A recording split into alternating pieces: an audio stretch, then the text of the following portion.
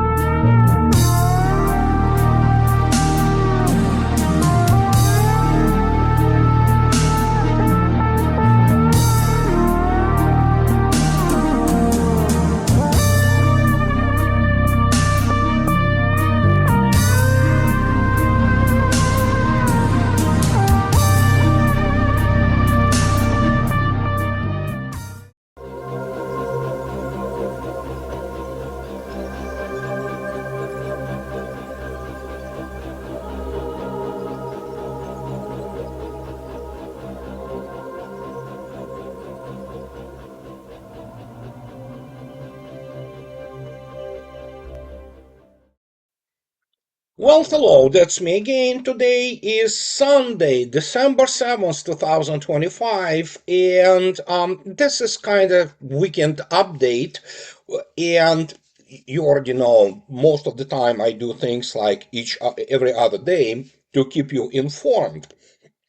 And I really wanted to kind of give the introspective, if you wish, about the obviously, the Pearl Harbor, and this is a very important date, not only in the American history but also in the world history. But the events of, as I constantly say, events of the around the world today just keep me constantly on my toes, and sometimes what I want to do is constantly corrected by each time I open the news or each time somebody communicates to me and I say, good Lord, I need to address this, and here it is. So I will try to do it, it depends, shorter today, but as you saw yourself, this is Mr. Barack. He is the well, he's not ambassador. He is something akin to a representative of Trump in the Middle East, and he is absolutely correct because, yeah, you can regime change somewhere, sometime, but you cannot do it all the time. And essentially, regime change doesn't mean that the new regimes which are being installed are any better. In fact, is, as you saw yourself, in both Afghanistan, Iraq, and things of this nature, that it doesn't work. Same goes for Vietnam, and so yeah, United States is not good at regime change either. Not that it's was anytime good in the combined arms operations, but it is what it is. And you see yourself in the videos. Basically, everything comes down to that. Yeah, Russians, these poor, bastards. They don't know how to fight wars. They don't have real economy. Usually just smaller than the economy of the Benelux, as many of those people thought. And as a result, they, as usual, miscalculate. And in this case, they basically miscalculated on the historical scale, tectonic. And so as a result, what can I say? Here we are, and the cities in Ukraine, they are not cities themselves. Russians do not attack civilian centers, but I mean, for some reason, all those funny, manufacturing plants for the children toys. Somehow Russian missile flies in, and then there are secondary detonations. Evidently, the toys are detonating. That's what I would say. Yeah. So this is a really funny situation. But I want to address today a number of things which, and this is like the pain in the butt. You just cannot get rid of it without some kind of the intervention by whatever. And so there's some. Vladimir Putin, as you all know, he stated that essentially after the attacks on the Russian and African and Turkish, tankers and by the Ukraine, Vladimir Putin stated that essentially Russia will have to probably deny the access of Ukraine or whatever will be left of it to Black Sea. And here we have the publication from the Ron Paul Institute, and yeah, it's um, how to say it, it's kind of Freudish in some respect, and as you can see yourself, what they talk about that, well, if you continue to do this, well, like what they were doing, and as you can see yourself, it's written very clearly, and this is, I mean, you cannot say it more clear than that. Europe just made Russia case for Odessa. Yes, the reason it is Europe because in this case we can really say that it wasn't the United States which was involved there. And as you can see, Southern you authorized naval drone terrorism against Russian civilian oil tankers in the Black Sea. Don't whine when Moscow redraws the coastline. You wanted escalation? Fine. Now watch you proxy lose Odessa and with it access to the Black Sea. Washington is hunting for a face-saving imperfect peace after admitting Russia can't be beaten. But London and EU, delusional, hysterical, and terrified of the coming reckoning from their own populations, keeps pushing for the kind of escalation that guarantees the outcome. Russia removing Ukraine coastline so the Black Sea can be used as NATO private terrorism platform. And so it's very important that for example, today, Mr.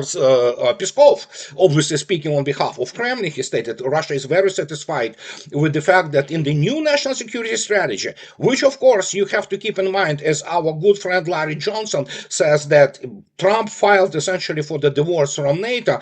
Obviously, we have to wait and see. These could be still words and no action.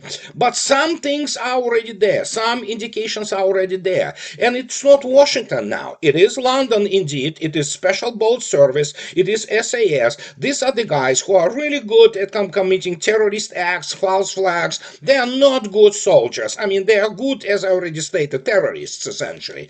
And so, as the result, we have the situation which even the Ron Paul Institute, well, I mean, Ron Paul was always the guy who was trying to be, well, how to put it politely, realistic in terms of international relations and geopolitics. And he is absolutely correct that, well, Europe and London especially, they are, well, they shake, they quake in their boots. Some, well, how to say it, glimpses of the common sense start to appear. For example, like the Telegraph, which suddenly published yesterday a very interesting piece where they state that Kaya Kallas is the gift which keeps on giving to Russia, which is true. And that they say that, well, because obviously we know those London people, you know, from the parliament and from all those committees, all those semi-literate morons and inbred cretins, they for some reason believe that they are so high up in the food chain that they look down on Russians as the subhumans, which they do. They really think like that. And they say, but we need to talk to, and, you know, play real diplomacy. As much as is disgusting, we need to talk to Russians. Well, the problem is, obviously, that Russians do not want to talk anymore. That's the problem for London. And London is going the same way as Europe. And here is a very interesting thing, which is, well, you know, from some British dude. And again, those sources, I mean, most of those sources, they are nobodies. I mean, you can take a look at, for example, is there, you know, wanted Sir Anthony Beaver, who is basically nothing more than propagandist for the Nazi point of view, and he writes the so-called history. Well, he writes garbage, and he's no professional and no good historian. But here we have the other Sir, and so this Sir, whatever, historian, good lord, British historian, it's becoming the same as the famous meme British scientist, and he says this is Radio Auction Network Deutschland. This is the major media outlet in Germany. He suddenly states that there is no future for Europe with Russia. Oh, really? Historian Christopher Clark calls for a defensive Europe and at the same time talks with Putin. The Russian ruler must be confronted pragmatically. Yeah, conversation about war and peace, religion and politics, and Clark's new book, Scandal in Königsberg. I'm not saying that there are no smart people or there are no people of consciousness, even in the top political echelon in Britain. There are certainly some people who are obviously not completely delusional and they still retain degree of their humanity and integrity. But they are a tiny minority. Most of them are these, obnoxious stack up morons who know nothing about the applied geopolitics, have no serious access to the knowledge of the basically how the modern international relations are basically are built. But still, there's no future for Europe without Russia. Well, let me tell you, Europe is not having Russia anymore. It is over. And this is the fundamental thing which many people have to understand. And here is the guy who we all know who he is. It's the obviously son of Donald Trump himself, and he is the guy who, well, this time evidently he has more input on Donald Trump Senior than, for example, his daughter Ivanka had during his first tenure. And so he says that Trump's son suggests president may walk away from Ukraine. Donald Trump Jr. says his father unpredictability is forcing people to be intellectually honest. I don't know about Russia, but Europeans are panicking big time. And so much that we have now exchange between Mr. Medvedev and Mr. Elon Musk. You know this. It came out on the X, whatever the Twitter, whatever the hell that is that Elon Musk suggests that the EU should be abolished and sovereignty returned to individual countries so that the governments can better represent their people. And Mr. Medvedev says, exactly. But the problem is, of course, while Brussels, I mean, there are two Brussels, the Brussels which is the capital of Belgium, and there is a Brussels which is the globalist cabal of the war criminals. But so, what can I say? Mr. Medvedev is absolutely correct, together with Elon Musk, that essentially everything's so corrupt that we have Mr. Orban. And, Mr. Orban, together with Mr. Fico, are the two last real European leaders who have common sense and they try to serve their nations. And he is absolutely correct. And that will bring us to this very important question that the EU is drowning in corruption. Commissioner faced serious charges. The Commission and the Parliament are engulfed in scandal. Yet Brussels still claims the moral high ground. Corruption in Ukraine should be called out by the EU. But once again, it's the same old story. And this is the thing. You cannot treat four-stage metastasized cancer with the band-aid or antibiotics. You need it's the fourth stage cancer and it's untreatable, so yeah, the patient dies. And so if that hasn't been enough, and let's go in again into this serious situation which is happening in Europe, and we have now no less than a Russian foreign ministry. And as you can see yourself, yesterday, on the 6th of December, they talk about the UN General Assembly meeting on the International Day for the Elimination of Unilateral Coercive Measures. And look what Russian foreign minister says. And here is basically that's truth. We know this. In recent years, Russia has been subject to unprecedented measures of economic pressure from Western countries. Despite this, the Russian economy demonstrated a high degree of stability and adaptability and continued to grow steadily. It became obvious that the oil PMs were inflicting heavy damage on the initiation themselves. Basically the sanctions. From anti-Russian restrictions alone, the European economy suffered losses of up to 1.6 trillion euros in the last 3 years. You may say, is it true? Well, I have news for you guys. Now it's becoming increasingly evident that those proverbial Russian $300 billion actually do not exist physically. Russians know it, and the school of thought that tells you that they do not exist is taking hold, including in Russia. And Russians are playing now this game of cat and mouse, but this time the mouse, or rat rather, is cornered completely, and Russians are just doing this thing, touching it periodically and seeing what will be the reactions of this rat, which is scared and quaking in the boots. And what do they have then? this Euroclear and those banks, they have those what basically treasuries essentially, which are not supported with anything, while in those 300 billion euros or whatever it was, which Russia owned, they have been stolen essentially, and they have been used in the budgets of all those failing economies of the European countries. Simple as that.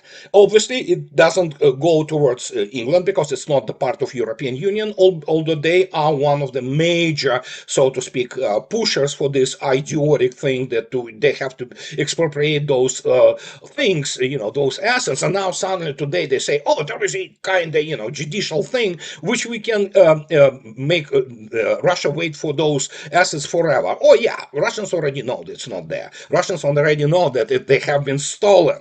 And so that which tells you actually about the nature of the Brussels, it tells you everything about the nature of Europeans. And I mean, again, this was done with the acquiescence, with the silent, majority, which had no problems because they loved this to, well, what it used to be, not anymore, the standard of living in Europe, by bread and circuses, simple as that. But now the time to pay the bills. And so what we have now is there obviously all kinds of bizarre things. So Reuters, well, Reuters, people say it's Canadian, well, it's used to be British anyhow, but look at this, what they report.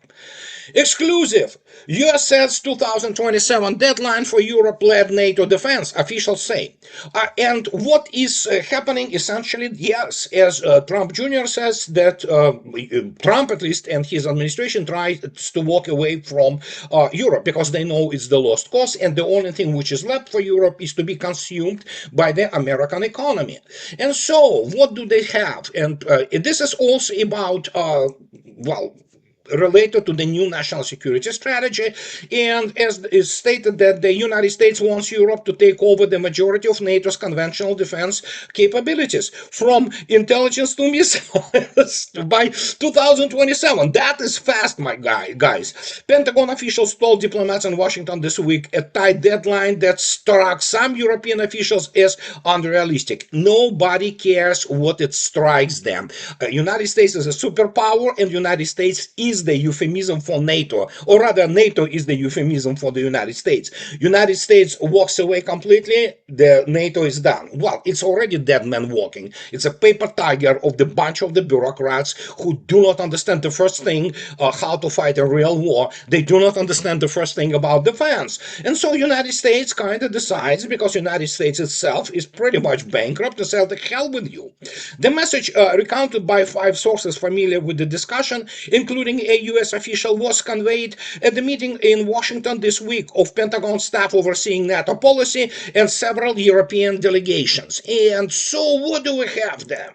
So this is what they say. What doesn't mean that the United States stops being part of some planning, basically departments or institutions in terms of the military planning, which we saw ourselves how well, quote unquote, it was planned during 2023 so-called counteroffensive, and then British stroke of genius, I'm being facetious of course, by killing 80,000 of their own troops in Kursk while committing the unbelievable atrocities. So conventional defense capabilities include non-nuclear assets from troops to weapons, and the official did not explain the US would measure Europe's progress towards shouldering most of the burden. Oh, there's nothing to measure there. Europe is their military and industrial basically impotent. They will not be able to come up with anything in terms of the conventional means which make any sense from the military point of view, even considering this delusional idea that for some reason they think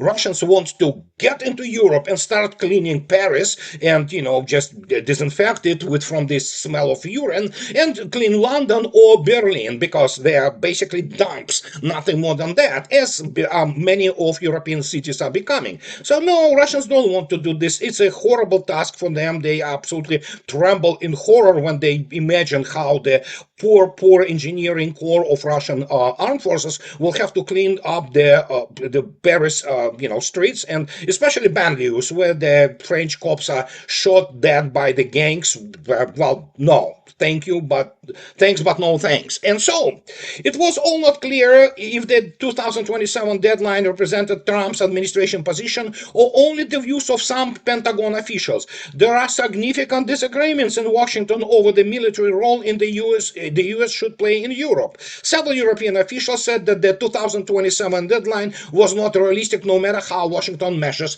progress. Well, maybe there are certainly all kinds of the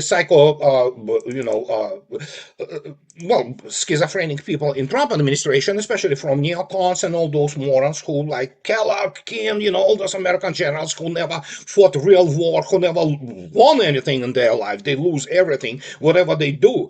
And so, as the result, they are now in panic in Europe. And look at this. We have this, remember a couple of videos ago, I put his opinions of this moron,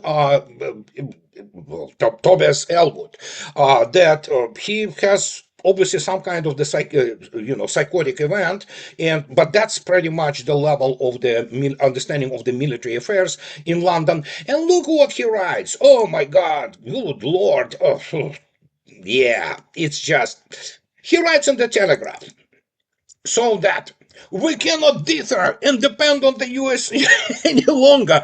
Our security is ours to defend. Well, here's the problem. If you ask any British or German or Italian general, how do you want to defend your security? Especially when you the whole strategy of defense, well, now it's since then long stopped being any kind of defense. It is actually aggressive criminal terrorist organization, which NATO is. It's that this guy still continues to be delusional. How should Europe work with Trump? European leaders have slipped into the dangerous playbook on how to manage the volatile and unpredictable president. Stroke the ego, flatter the man, praise his leadership, and hopefully avoid vilification and avalanche of tariffs. Reality check, it's not working. And so he talks about that, yeah, Trump is a bad guy. And you cannot explain to this Tobias Elwood. The guy had, held some kind of positions all over the place there in Britain, that the guy doesn't understand the first thing, together with any British general, or together with any Bundeswehr general, or together with any French general, the reality of modern geopolitics. And the question is that he never read, obviously, Svechin. He never studied real history of the World War II or World War I. He never studied real economy. Obviously, in terms of operations, don't get me started on that. So here is the guy who still believes that somehow Europe can do something about defense.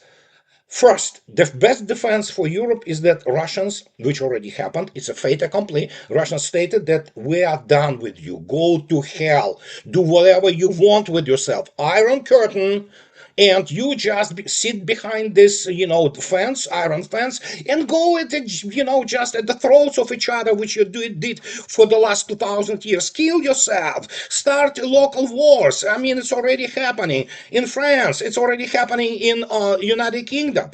Go to hell. You have no, basically, industrial base which can keep up with the modern technological paradigm of the warfare. You don't have good missiles. You don't have good aviation. It all sucks. I mean, and when you begin to look at this, and yeah, all those navies, if not for the couple of the submarines in Royal Navy and Marine Royale, that's it. They have nothing. And if they think that somehow, as some moron was afraid that Germany somehow will rise again, the Fourth Reich, with this incredible industrial power, I have news for you guys.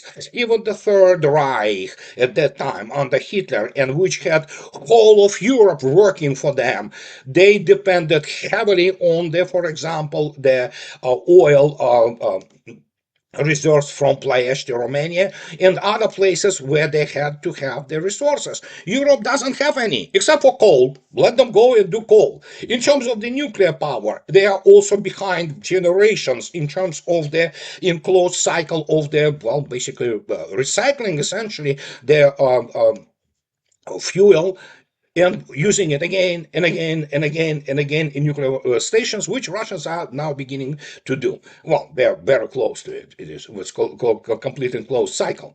So when you look at this, what can you offer? Do they have any kind of the real serious satellite constellations, such as the Russian Liana and Resource and other things, or especially American Spears, which is early warning? No, they don't. France, using Ariane, which is a decent missile, I mean, a decent rocket, they said, well, yeah, by the end of this year, there should be another three 500-kilometer actually orbit. Three early warning satellites. These are not early warning satellites. They can early warn something, but none of the European country can build anything remotely comparable to what is American early warning system or Russian early warning system, especially with all those over the horizon, beyond the horizon, and satellite constellations of Kupal flying at the 36-kilometer apogee tundra orbits. They simply don't have this technology. They may think that they do, they don't. And most importantly, they cannot deliver it. They don't have the means. And this is the thing, which is it's the reckoning. And when you begin to look at actually what is happening right now in the on the front lines, this is, remember these strikers? Oh yeah, look at this. They performed extremely well. This is Striker, one of the Ukrainian strikers, and yeah, there are many of them just being blown to smithereens by Russians. And if we take a look today at the uh, uh, Kali, as you can see yourself, pretty standard. Pretty standard. While Russians continue to roll to the west, and it's just a matter of time before the rest is done in terms of the now Russian territories, especially Zaporozhye and Kherson. And as I already stated, the operation on the liberation of Kherson is in the early stages, and so we obviously will not know all details about that. But yeah, we kind of, how to say it, may surmise, if you wish, that something is happening there, and something is happening there. And if you can see yourself, this is the video of the one of the city council of Kherson, and they forgot to turn off the microphone. Well, guess what they're talking about? For some reason in Russian also.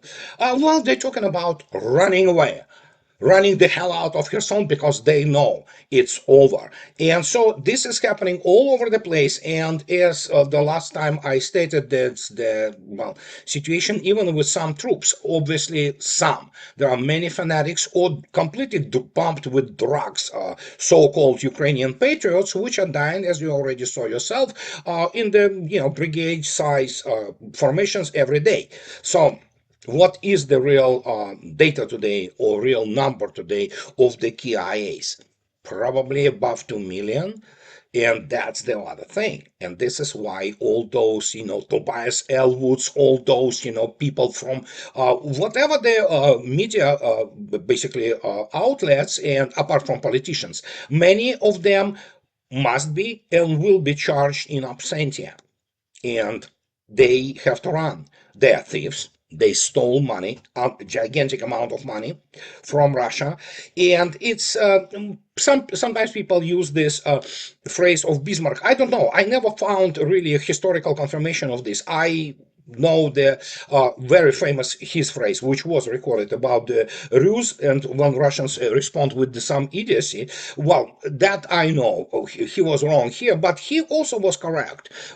Bismarck, when he stated the first thing, the first rule of the strategy is make the good treaty with Russia. So he was really good about that.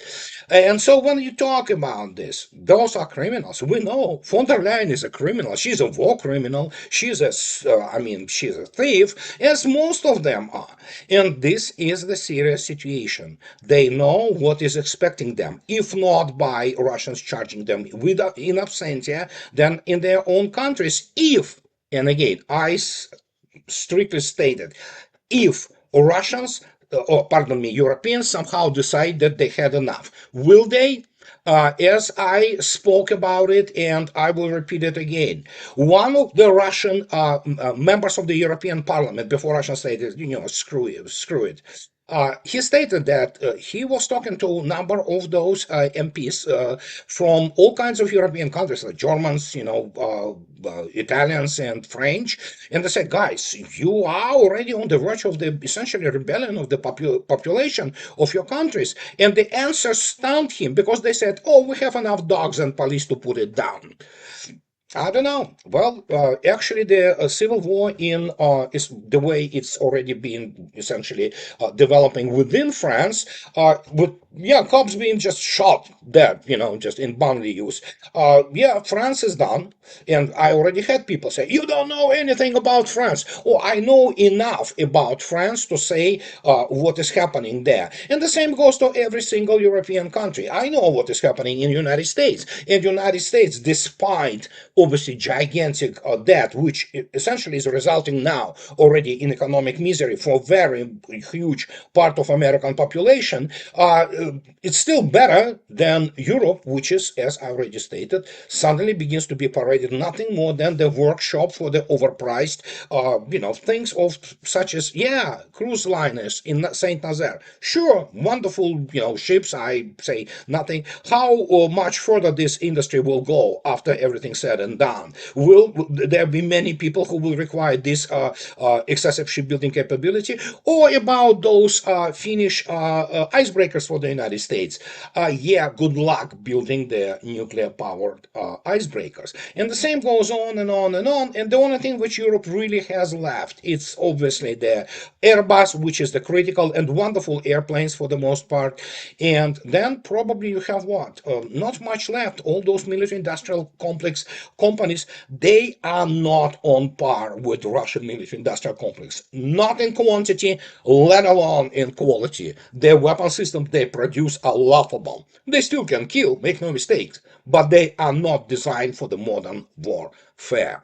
And that's what is happening basically today and yesterday, and probably will continue to happen tomorrow, and nothing could be done about this. And is it the sad state of the affairs for Europe? Oh, absolutely. As I already stated, I want to point out, I do not have schadenfreude about European people. Many of them they don't even know what hit them or will hit them, because obviously they are completely brainwashed by their propaganda. They believe, unlike Americans, myself, now I'm essentially American, so we are a little bit, paranoid about government and all those, which is good, because you find the ways to create the alternative media and go around trying to collect information, and Americans do.